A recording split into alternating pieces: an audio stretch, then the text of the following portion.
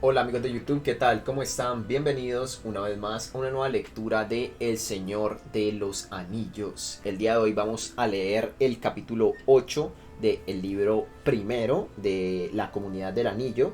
Este capítulo está titulado Niebla en las quebradas de los túmulos. Si buscan alguna referencia en la película, aún no la van a encontrar, ya que todo esto no, estos eventos, como tanto estos como los que vimos anteriormente en el capítulo 7 y en el capítulo 6, no son representados en la película. Así que aún queda un poco para que ellos lleguen al pueblo de Bree. ¿Bree es que se llama? El Pony Pisador es la taberna a la que llegan, pero no es Bree, ¿verdad? No, no recuerdo. En ese momento se me fue el nombre. Pero todavía queda. Es en el siguiente capítulo que ellos llegan. Eh, pero digamos que para que salga a Trancos, eh, o bueno, Aragorn a Catrancos, queda todavía un resto, pero este capítulo es bastante interesante. Van a ver que es curioso, ya que se encuentran con cositas que en la película lastimosamente no representan. Así que vamos allá. El Señor de los Anillos, capítulo 8, Niebla en las quebradas de los túmulos. Aquella noche no oyeron ruidos, pero en sueños o fuera de los sueños, no hubiera podido decirlo, Frodo oyó un canto dulce que le rondaba en la mente, una canción que parecía venir como una luz cálida del otro lado de una cortina de lluvia gris, y que creciendo cambiaba el velo en cristal y plata, hasta que al fin el velo se abrió y un país lejano y verde apareció ante él a la luz de un rápido amanecer. La visión se fundió en el despertar, y allí estaba Tom, silbando como un árbol colmado de pájaros. Y el sol ya caía oblicuamente por la colina y a través de la ventana abierta. Fuera, todo era verde y oro pálido. Luego del desayuno que tomaron de nuevo solos, se prepararon para despedirse. El corazón tan oprimido como era posible en una mañana semejante, fría, brillante y limpia bajo un lavado cielo otoñal de un ligero azul. El aire llegaba fresco del noroeste. Los pacíficos ponis estaban casi retozones, bufando y moviéndose inquietos. Tom salió de la casa, meneó el sombrero y bailó en el umbral, invitando a los hobbits a ponerse de pie, a partir y a marchar a buen paso. Cabalgaron a lo largo de un sendero que subía zigzagueando hacia el extremo norte de la loma en que se apoyaba la casa. Acababan de desmontar para ayudar a los ponis en la última pendiente empinada, cuando de pronto Frodo se detuvo. «¡Valla de oro!», gritó.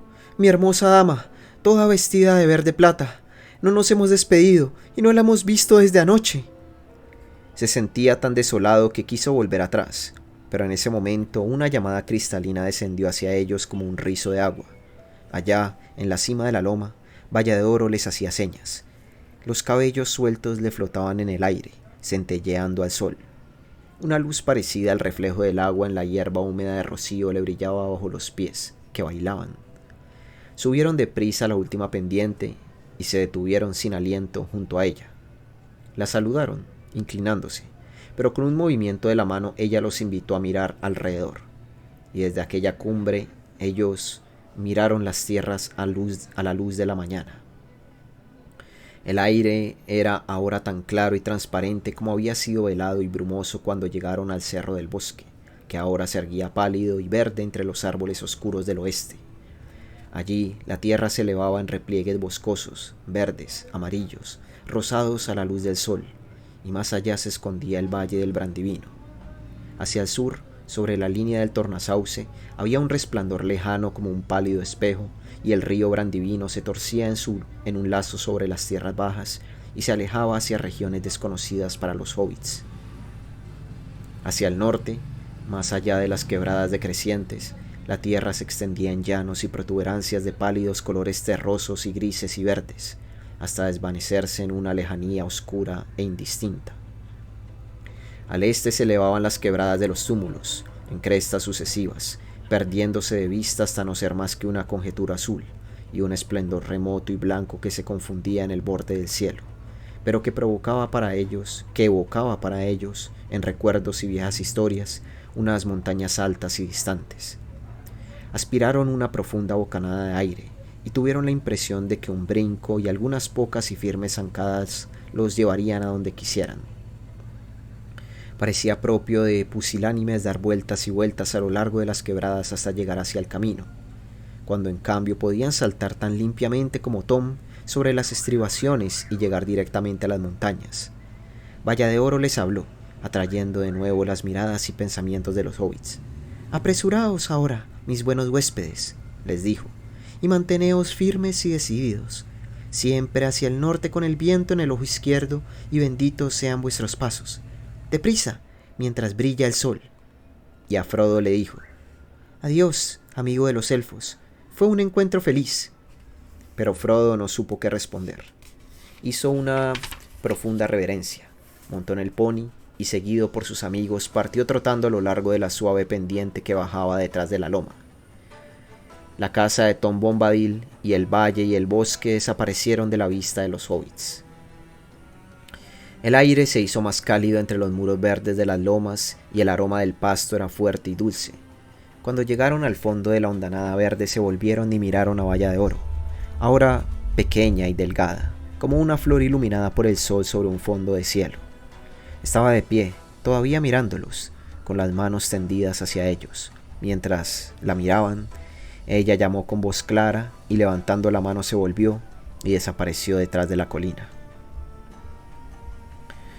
El camino serpenteaba a lo largo de la hondanada, bordeando el pie verde de una colina escarpada hasta entrar en un valle más profundo y más ancho, y luego pasaba sobre otras cimas, descendiendo por las largas estribaciones y subiendo otra vez por las faldas lisas hasta otras cumbres, para bajar luego a otros valles.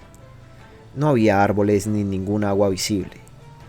Era un paisaje de hierbas y de pastos cortos y elásticos, donde no se oía otra cosa que el murmullo del aire en las elevaciones del terreno y los gritos agudos y solitarios de unas aves extrañas.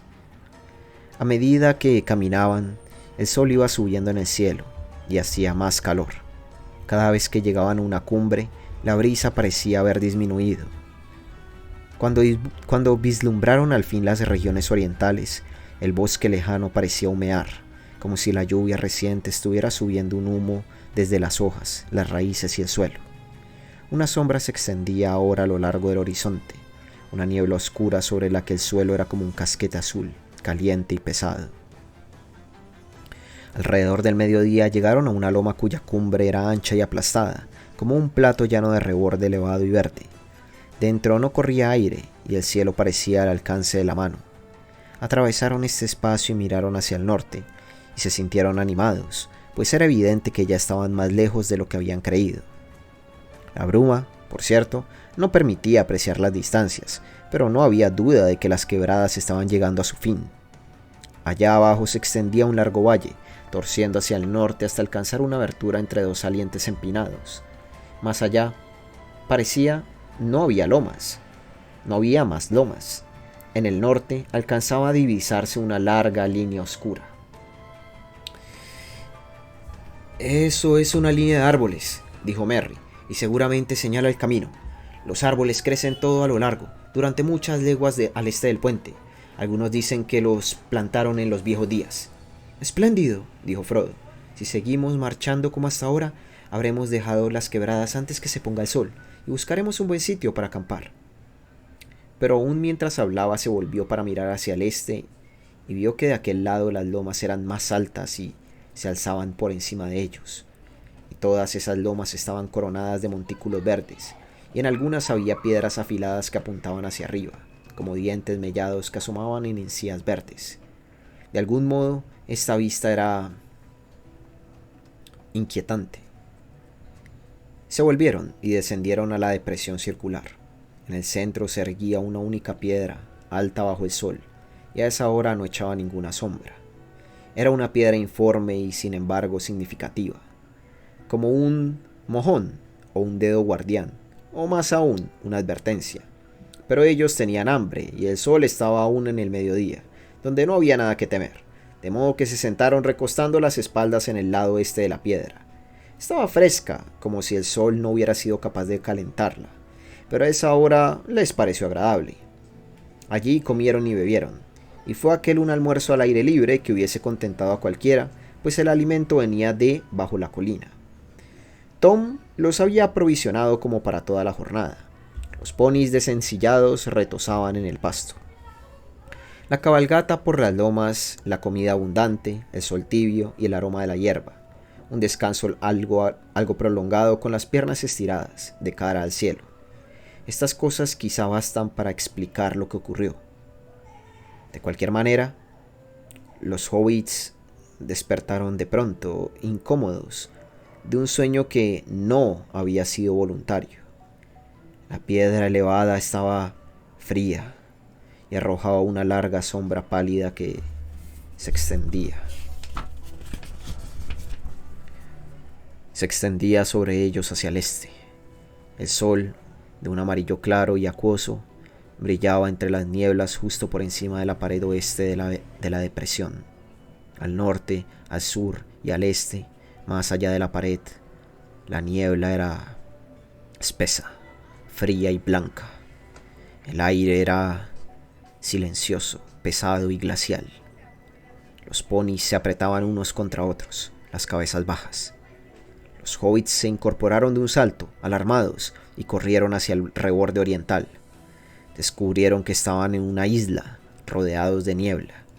Miraban aún consternados la luz crepuscular, cuando el sol se puso ante ellos, hundiéndose en un mar blanco, y una sombra fría y gris subió detrás en el este.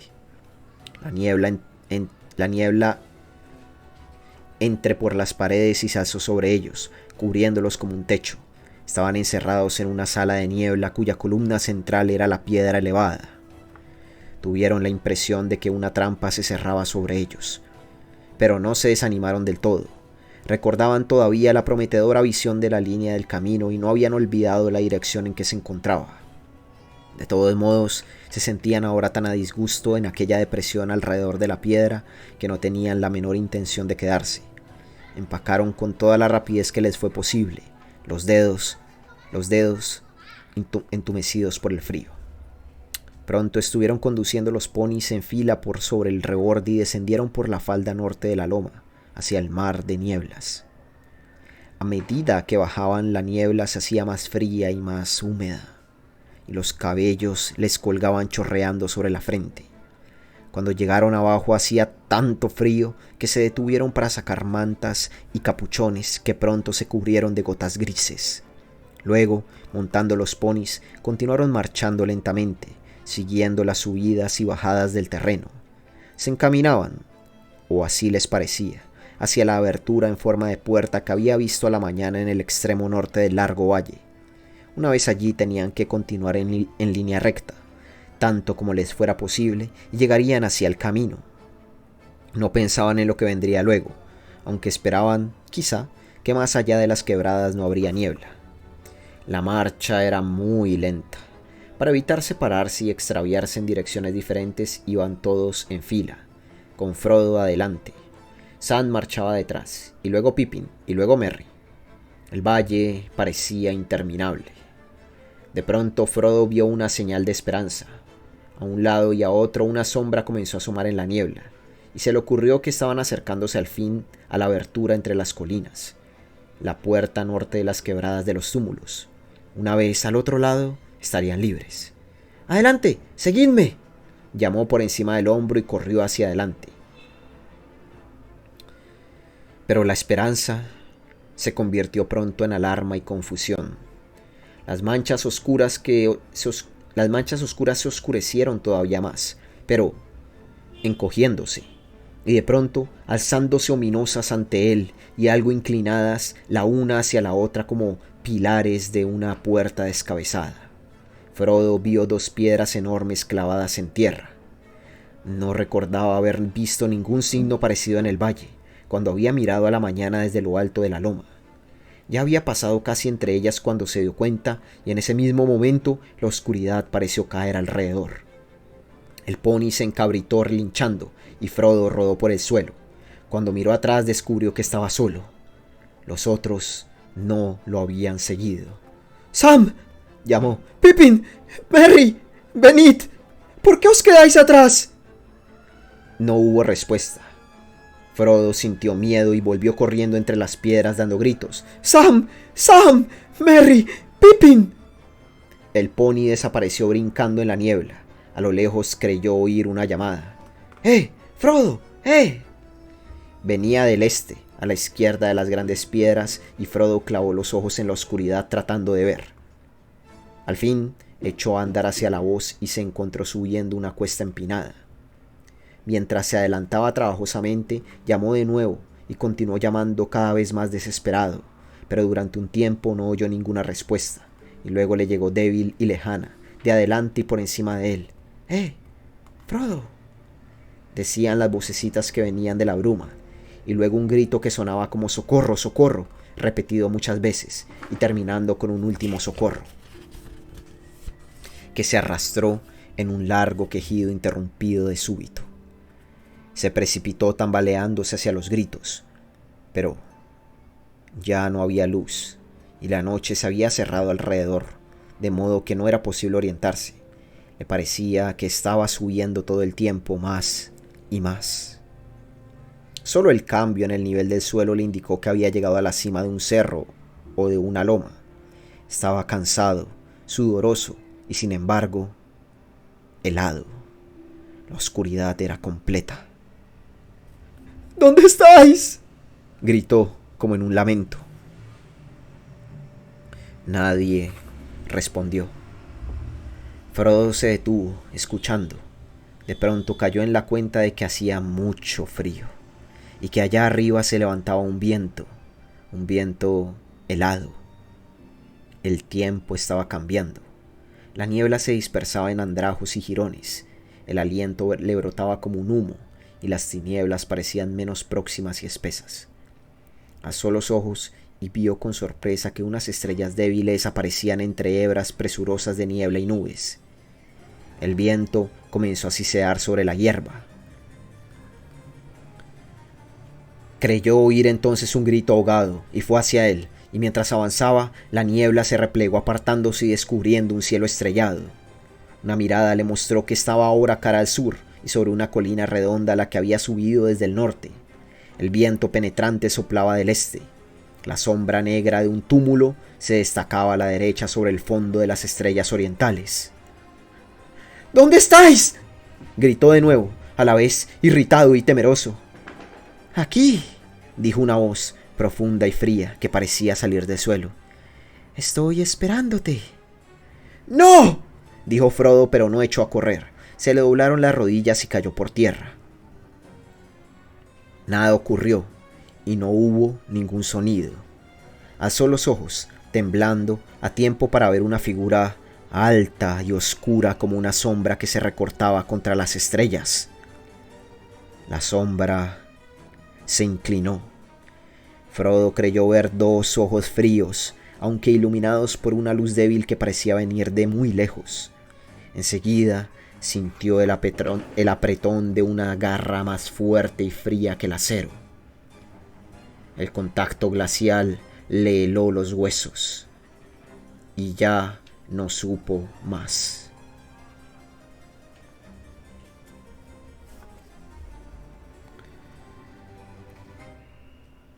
Cuando recobró el conocimiento, lo único que podía recordar era un sentimiento de pavor. De pronto entendió que estaba encerrado, preso sin remedio en el interior de un túmulo. Había caído en las garras de un tumulario, y sin duda ya estaba sometido a los terribles encantamientos de los tumularios de que hablaban las leyendas. No se atrevió a moverse y se quedó como estaba, tendido de espaldas en una piedra fría con las manos sobre el pecho, aunque su miedo era tan enorme que parecía confundirse con las tinieblas mismas que lo rodeaban. Descubrió así tendido que estaba pensando en Bilbo Bolsón y sus historias, en los paseos que habían hecho juntos por los prados de la comarca, charlando de caminos y de aventuras. Hay una semilla de coraje oculta, a menudo profundamente, es cierto, en el corazón del más gordo y tímido de los hobbits, esperando a que algún peligro desesperado y último la haga germinar. Frodo no era ni muy gordo ni muy tímido. En verdad, aunque él no lo sabía, Bilbo y Gandalf habían opinado que era el mejor hobbit de toda la comarca. Pensaba haber llegado al fin de su aventura, a un fin terrible, pero este pensamiento lo fortaleció. Sintió que se endurecía, como para un salto final. Ya no era más una presa flácida y desvalida. Tendido allí, pensando y recobrándose, advirtió enseguida que las tinieblas cedían lentamente. Una clara luz verdosa crecía alrededor. No le mostró al principio en qué clase de sitio se encontraba, pues era como si la luz saliera del cuerpo y viniera del suelo, y no había alcanzado aún el techo y las paredes. Se volvió, y allí acostados junto a él, a la luz fría, vio a Sam, Pippin y Merry. Estaban de espaldas, vestidos de blanco, y las caras tenían una palidez mortal. Alrededor había muchos tesoros, de oro quizá, aunque en aquella luz parecían fríos y poco atractivos. Llevaban diademas en las cabezas y cadenas de oro alrededor de la cintura, y muchos anillos en los dedos. Había espadas junto a ellos y escudos a sus pies, pero sobre los 3 cuellos se veía una larga espada desnuda. De pronto comenzó un canto, un murmullo frío que subía y bajaba. La voz parecía distante e inconmensurablemente triste. A veces era tenue y flotaba en el aire, a veces venía del suelo como un gemido sordo. En la corriente informe de lastimosos pero horribles sonidos, de cuando en cuando se tomaban forma algunas ristras de palabras, penosas, duras, frías, crueles, desdichadas palabras. La noche se quejaba de la mañana que le habían quitado, y el frío maldecía el deseado calor. Frodo estaba helado hasta la médula. Al cabo de un rato el canto se hizo más claro, y con espanto en el corazón, Frodo advirtió que era ahora un encantamiento. Que se te enfríen las manos, el corazón y los huesos, que se te enfríe el sueño bajo la piedra, que no despiertes nunca en el lecho de piedra, hasta que el sol se apague y la luna muera. En el oscuro viento morirán las estrellas, y que en el oro todavía descanses, hasta que el Señor oscuro alce la mano sobre el océano muerto y la tierra reseca. Frodo oyó detrás de su cabeza un rasguño y un crujido. Incorporándose sobre un brazo se volvió y vio a la luz pálida que estaban en una especie de pasaje, que detrás de ellos se doblaba en un codo. Allí, un brazo largo caminaba a tientas apoyándose en los dedos y venía hacia Sam, que estaba más cerca, y hacia la empuñadura de la espada puesta sobre él. Al principio, Frodo tuvo la impresión de que el encantamiento lo había transformado de veras en piedra. Enseguida, sintió un deseo furioso de escapar. Se preguntó hasta qué punto, si se ponía el anillo, el tumulario dejaría de verlo, y si encontraría entonces un modo de escapar. Se vio a sí mismo, corriendo por la hierba, lamentándose por Merry y Sam y Pippin, pero libre y con vida. Gandalf mismo admitiría que no había otra cosa que hacer. Pero el coraje que había despertado en él era ahora demasiado fuerte. No podía abandonar a sus amigos con tanta facilidad. Titubeó, la mano tanteando el bolsillo, y enseguida luchó de nuevo consigo mismo, mientras el brazo continuaba avanzando. De pronto ya no dudó, y echando mano a una espada corta que había junto a él, se arrodilló, inclinándose sobre los cuerpos de sus compañeros. Alzó la espada y la descargó con fuerza sobre el brazo, cerca de la muñeca. La mano se desprendió, pero el arma voló en pedazos hasta la empuñadura. Hubo un grito penetrante y la luz se apagó. Un gruñido resonó en la oscuridad. Frodo cayó hacia adelante, sobre Merry, y la cara de Merry estaba fría. Luego recordó. Lo había olvidado desde la primera aparición de la niebla, pero ahora recordaba de nuevo. La casa al pie de la loma y el canto de Tom. Recordó los versos que Tom les había enseñado. Con una vocecita desesperada se puso a cantar. «Oh, Tom Bombadil». Y al pronunciar el nombre de la voz se le hizo más fuerte y se alzó animada y plena. En el recinto oscuro se oyó como un eco de trompetas y tambores. «Oh, Tom Bombadil, Tom Bombadillo, por el agua y el bosque y la colina, las cañas y el sauce, por el fuego y el sol y la luna, escucha ahora y óyenos. Ven, Tom Bombadil, pues nuestro apuro está muy cerca». Hubo un repentino y profundo silencio, y Frodo alcanzó a oír los latidos de su propio corazón. Al cabo de un rato largo y lento, le llegó claramente, pero de muy lejos, como a través de la tierra o unas gruesas paredes, una voz que respondía a canto. Oh, viejo Tom Bombadil es un sujeto sencillo, de chaqueta azul brillante y zapatos amarillos. Nadie lo ha atrapado nunca. Tom Bombadil es el amo.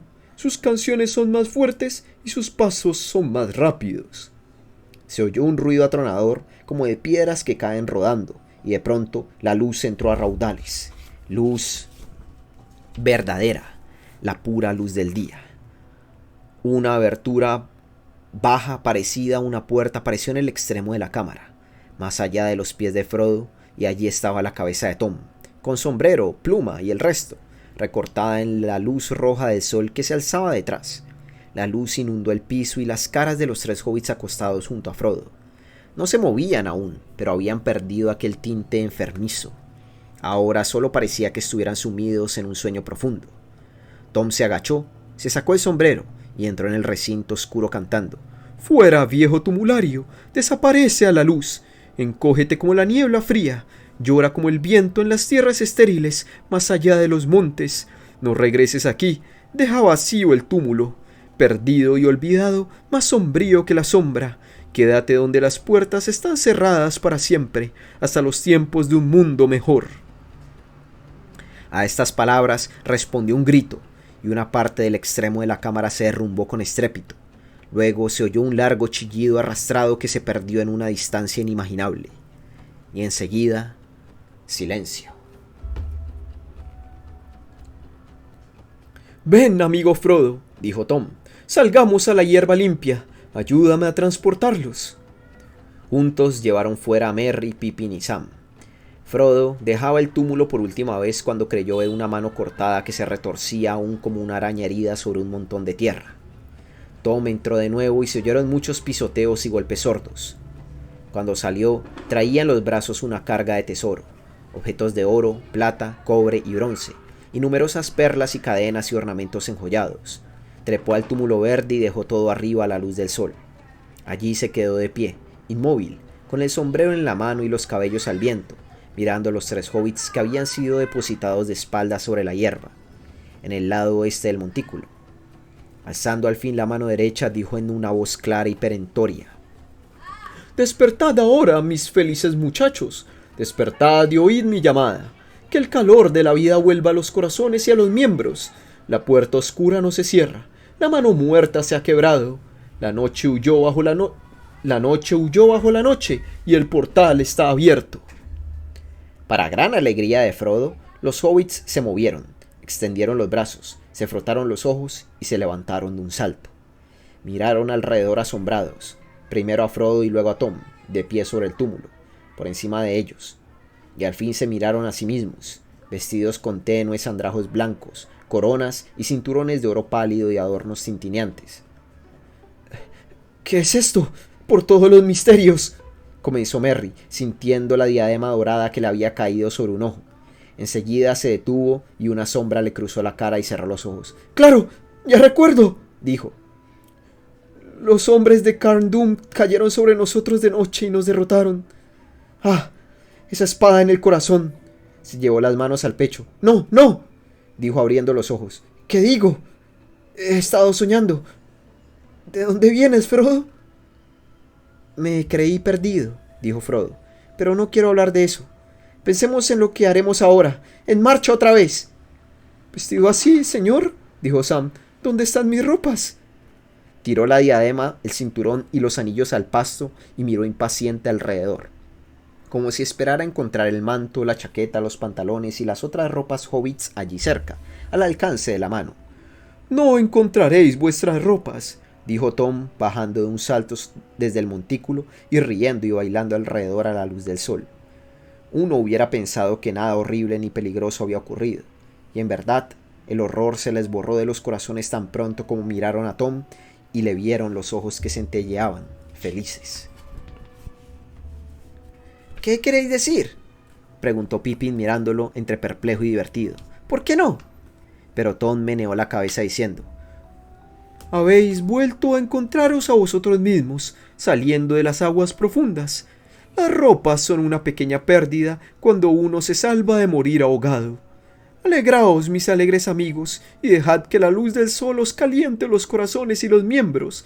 Libraos de esos andrajos fríos, corred desnudos por el pasto mientras Tom va de caza. Bajó a saltos la pendiente de la loma, silbando y llamando. Frodo lo siguió con la mirada y lo vio correr hacia el sur, a lo largo de la verde hondanada que los separaba de la loma siguiente, silbando siempre y gritando: ahora! ¡Ven, ahora! ¿Por dónde vas ahora? Arriba, abajo, cerca, lejos, aquí, allí o más allá. Oreja fina, nariz aguda, cola viva y rocino, mi amigo medias blancas, mi gordo terronillo. Así cantaba, corriendo, echando el sombrero al aire y recogiéndolo otra vez, hasta que desapareció detrás de una elevación del terreno. Pero durante un tiempo los ahora, ven, ahora, les llegaron traídos por el viento que soplaba del sur. El aire era de nuevo muy caliente. Los hobbits corrieron un rato por la hierba, como Tom les había dicho. Luego se tendieron al sol con el deleite de quienes han pasado de pronto de un crudo invierno a un clima agradable, o de las gentes que luego de haber guardado cama mucho tiempo, despiertan una mañana descubriendo que se sienten inesperadamente bien, y que el día está otra vez colmado de promesas.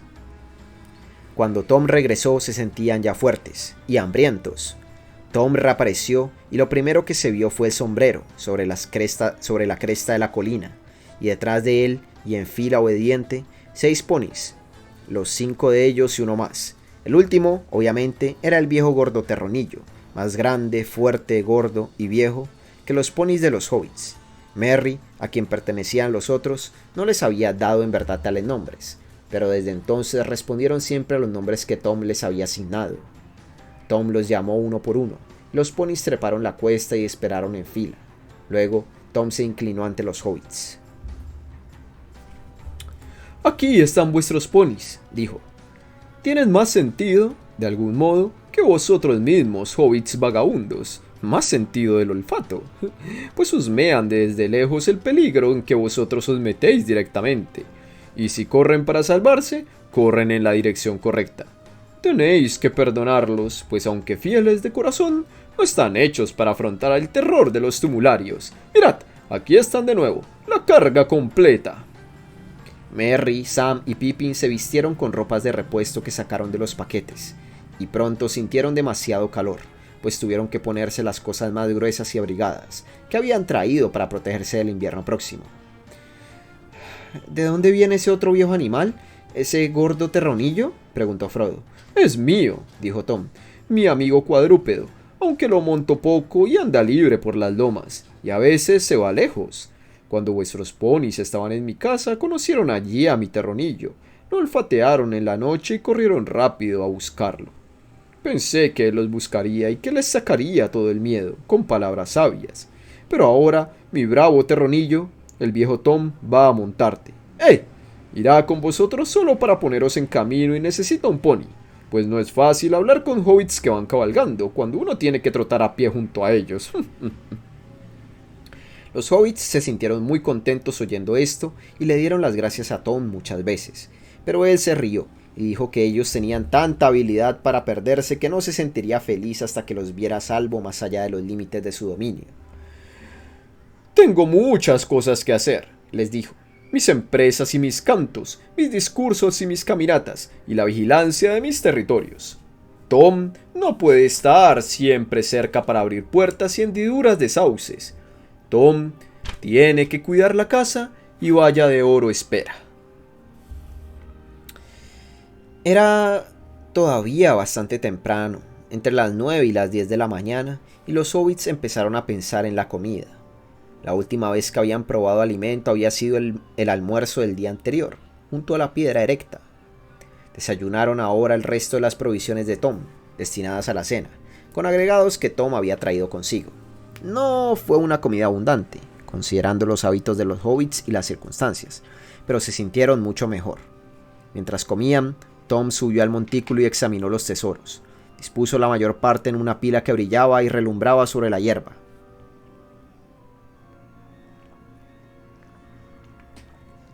Les pidió que los dejaran allí, para cualquiera que los encontrara, pájaros, bestias, elfos y hombres, y todas las criaturas bondadosas, pues así se rompería y deshacería el maleficio del túmulo, y ningún tumulario volvería a ese sitio. Eligió para sí mismo un broche adornado con piedras azules de muchos reflejos, como flores de lino o alas de mariposas azules. Lo miró largamente, meneando la cabeza como si le recordase algo, y por último dijo: «He aquí un hermoso juguete para Tom y su dama. Hermosa era quien lo llevó en el hombro mucho tiempo atrás. Valla de oro lo llevará ahora, y no olvidaremos a la otra». Para cada uno de los hobbits eligió una daga, larga y afilada como una brizna de hierba, de maravillosa orfebrería, tallada con figuras de serpientes doradas y rojas. Las dagas centellearon cuando las sacó de las vainas negras, de algún raro metal fuerte y liviano, con incrustaciones de piedras refulgentes.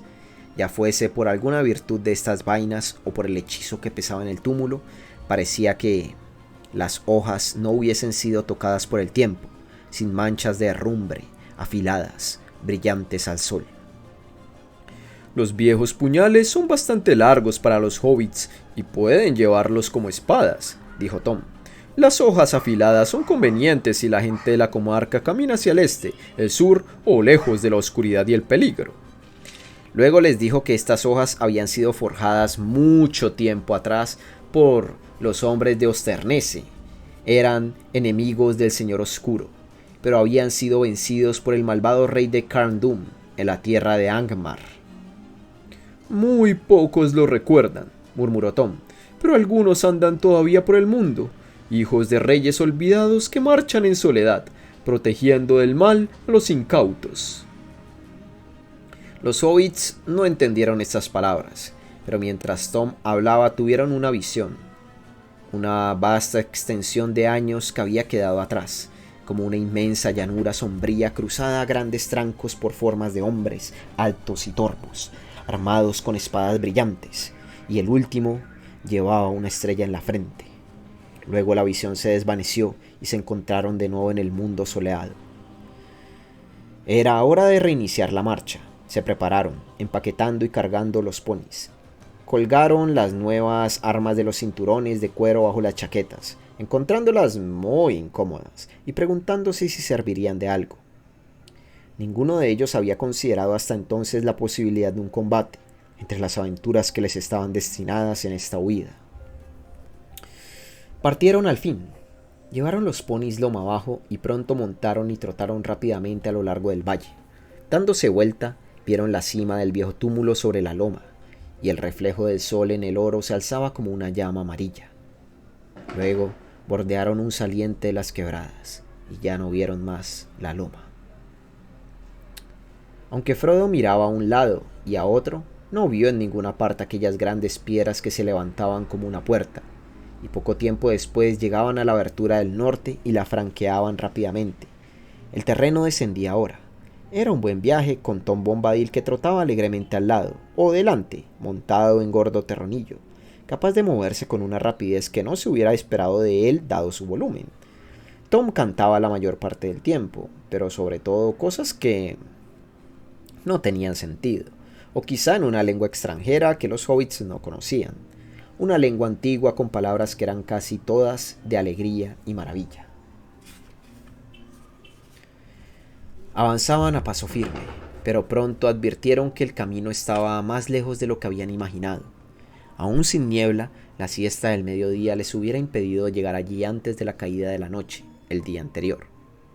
La línea oscura que habían visto no era una línea de árboles, sino una línea de matorrales que crecían al borde de una fosa profunda con una pared escarpada del otro lado. Tom comentó que había sido la frontera de un reino, pero en tiempos muy lejanos. Pareció que le recordaba algo triste y no dijo mucho. Bajaron a la fosa y subieron trabajosamente pasando por una abertura en la pared, y luego Tom se volvió hacia el norte, pues habían estado desviándose un poco hacia el oeste. El terreno era abierto y bastante llano, y apresuraron la marcha, aunque el sol ya estaba poniéndose cuando vieron delante una línea de árboles, y supieron que habían llegado de vuelta al camino, luego de muchas inesperadas aventuras. Recorrieron al galope las últimas millas y se detuvieron a la sombra alargada de los árboles. Estaban en la cima de una pendiente, y el camino, ahora borroso a la luz del atardecer, se alejaba, zigzagueando allá abajo. Corría casi del sudoeste al nordeste, y a la derecha caía abruptamente hacia una ancha hondanada. Lo atravesaban numerosos surcos, y aquí y allá había rastros de los últimos chaparrones, charcos y hoyos de agua. Descendieron por la pendiente mirando arriba y abajo. No había nada que ver. «Bueno, aquí estamos de vuelta al fin», dijo Frodo. «El atajo por el bosque nos demoró quizá 2 días, pero este retraso puede sernos útil. Quizá nos perdieron el rastro». Los otros lo miraron. La sombra del miedo a los jinetes negros los alcanzó de pronto otra vez. Desde que entraran en el bosque casi no habían pensado otra cosa que en volver al camino. Solo ahora que ya estaban en él, recordaban de nuevo el peligro que los perseguía, y que muy probablemente estaría esperándolos en el camino mismo. Se volvieron inquietos hacia el sol poniente. El camino era pardo, y estaba desierto. «¿Creéis?», preguntó Pippin con una voz titubeante. «¿Creéis que nos perseguirán enseguida esta misma noche?» No esta noche, espero», le respondió Tom Bombadil, «ni quizá mañana. Pero no confíes en mi presentimiento, pues no podría afirmarlo. De lo que se extiende al este nada sé. Tom no es señor de los jinetes de la tierra tenebrosa, más allá de los lindes de este país». Los hobbits, de todos modos, hubieran querido que Tom los acompañara. Tenían la impresión de que nadie como él hubiese podido enfrentarse a los jinetes negros. Pronto iban a internarse en tierras que les eran totalmente extrañas, y más allá de todo lo conocido excepto en leyendas vagas y distantes. Y en la tarde que caía tuvieron nostalgia del hogar. Una profunda soledad y un sentimiento de pérdida los invadió a todos. Se quedaron allí de pie, en silencio, resistiéndose a la separación final. Y solo lentamente fueron dándose cuenta de que Tom estaba despidiéndose, diciéndoles que no perdieran el ánimo y que cabalgaran sin detenerse hasta bien entrada la noche.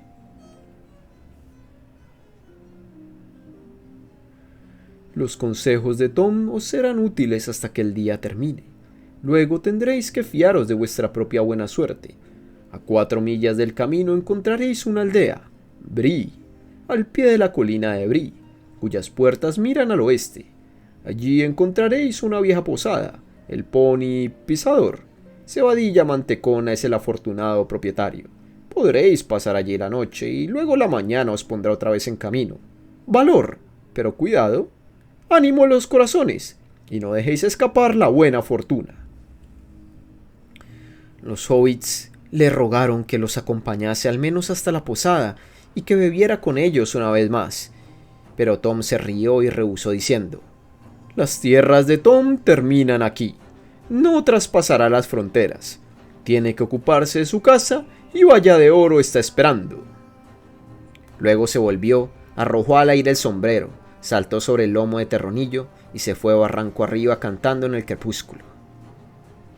Los hobbits treparon detrás y lo observaron hasta que se perdió de vista.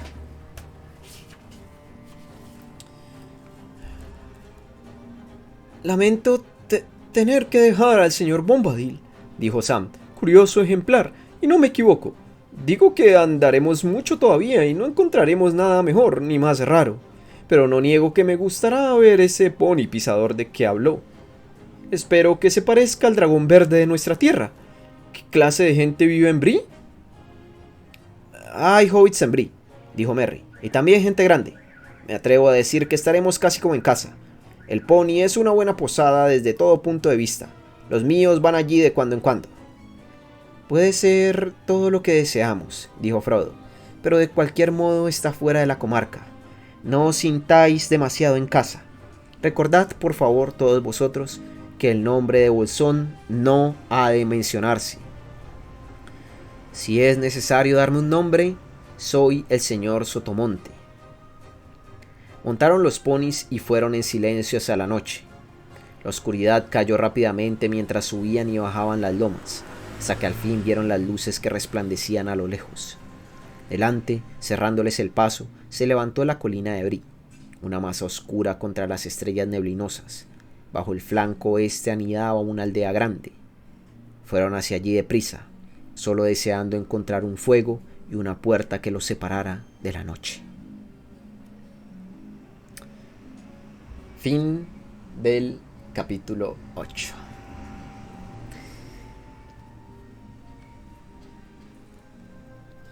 Las descripciones de este libro son una belleza, ¿no? O sea, es brutal.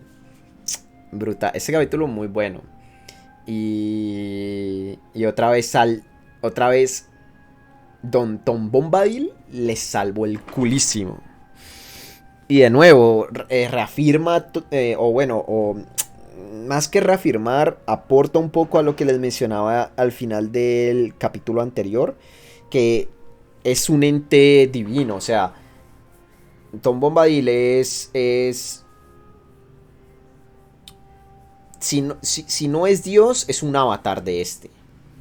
O sea, si no es el Dios supremo de Señor de los Anillos, que se me fue el nombre. ¿Ao? No, Ao es el de la. Ao es el de Dungeons and Dragons.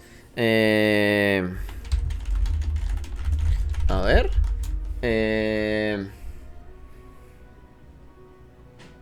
Eru, el único. O Ilúvatar, llamado por los elfos. Si no es Ilúvatar mismo, probablemente sea un avatar de este.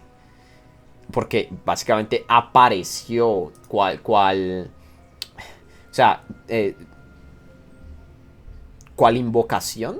Frodo se puso a cantar y este apareció siendo invocado prácticamente, cual Deus Ex Machina. Así que bueno. Por cierto, me puse a buscar el nombre en Chrome y bueno, se jodió el procesador. No puede soportar abrir Chrome mientras estoy grabando. Así que para no alargar más este momento de lag horrible... bueno, ya cesó, qué bueno. Pero bueno, no voy a extenderme hablando tanto como al final del capítulo anterior. Si no saben de qué hablo, si no saben de lo que menciono de Tom Bombadil, pues bueno, revisen el final del capítulo anterior. Tom Bombadil es un personaje muy curioso, muy interesante. Pero lo que les mencionaba al principio de este capítulo, todo lo de la película que se saltó esto, pues ya vamos a llegar a Bree, que es donde lo retoma la película. O sea, la película llega hasta el capítulo 5 cuando ellos están huyendo de los Nazgûl y los pierden. Y salta hasta Bree. Entonces ya vamos a ver un poco más, para quienes tienen la película en la memoria, vamos a ver los hechos que se relacionan y cómo cambian un poco. O sea, no cambian para mal, sino que obviamente en el libro es mucho más extenso, es mucho más explicado. Pero en fin, espero que hayan disfrutado de esta lectura. Y para ir cerrando, aquí en pantalla está apareciendo la gente que me ha apoyado durante todo este tiempo. Por medio de la donación de bits, por medio de suscripción acá en Twitch, por medio de PayPal, por medio de Patreon y por medio de regalar suscripciones. Esta imagen está desactualizada. Sorry. Porque no está Otokri con sus 5 meses. ¿O sí es Otokri? Creo que yo la actualicé hasta lo de Otokri. ¿O no? Bueno, en fin, está desactualizada, lo lamento, pero muchas gracias a toda la gente que está apareciendo aquí en pantalla. Gracias, de hecho, a Lekei, que me ha apoyado hoy con su donación de bits. También muchas gracias a Antelex, que me ha apoyado con su suscripción. ¿Cómo que no aparece Excelsus? Claro que sí. ¿No? Sí. ¿Cómo que no? Yo te había colocado. Espera, es que esto está súper desactualizado. ¿Por qué? Ay, en fin, en fin. El meme. Es que hace rato no la colocaba, entonces no sabía que está desactualizada. En fin, gente, espero que hayan disfrutado esta lectura y nos veremos en la próxima con más. Adiósito.